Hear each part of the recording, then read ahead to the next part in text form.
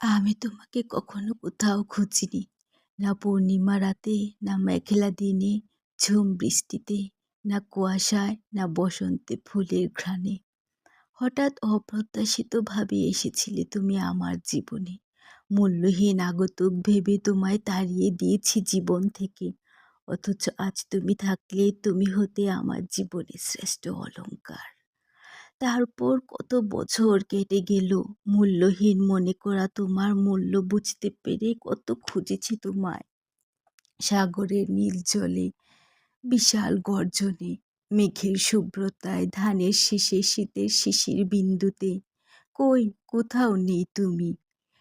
সেদিন ফিরিয়ে দেওয়ার প্রতিশোধে তোমার কাছে ফিরে যাওয়ার সব রাস্তায় কি তুমি বন্ধ করে দিলে?